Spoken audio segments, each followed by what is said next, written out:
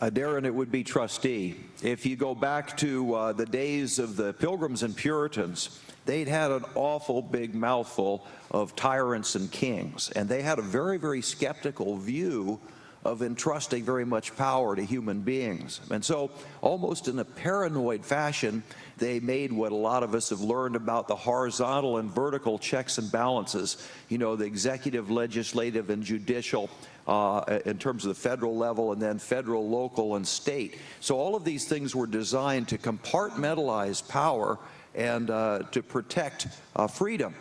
And in one of the things that's not mentioned in that list is the role of a senator or a congressman or a legislator. And that is that they are to use their best judgment and to put principle over politics.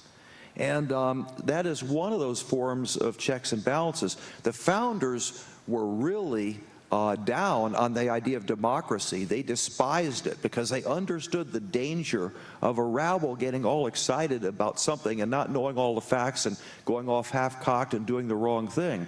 And that's why the trustee was very much central to the checks and balances system.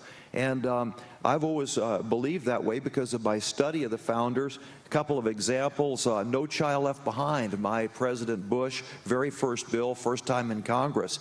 And I believe in the principle of local control of schools. And what did this do? It gave more money and more power to the bureaucrats in Washington, D.C. And I don't think we need those bureaucrats. In fact, I don't think we need the Department of Education when you get right down to it. So I voted no.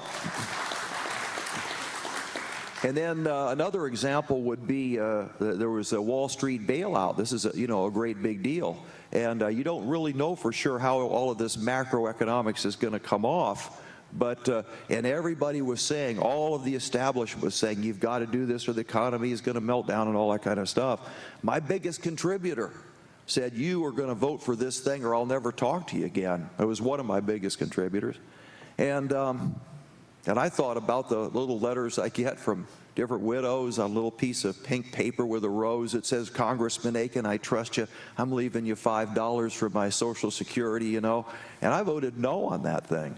And that wasn't exactly the popular thing to do, and it went against my own political party. But I think you always have to put principle over politics. And I found that when you do that, people find that you're predictable and they like it because they know you're not making deals. But I think Sarah makes a good point, and that is coming with this is the responsibility for us to be transparent. I've told you, I'm rated the most conservative congressman in the state of Missouri. If I do anything other than conservative, you got a big right to complain. Otherwise, don't complain at all. Thanks.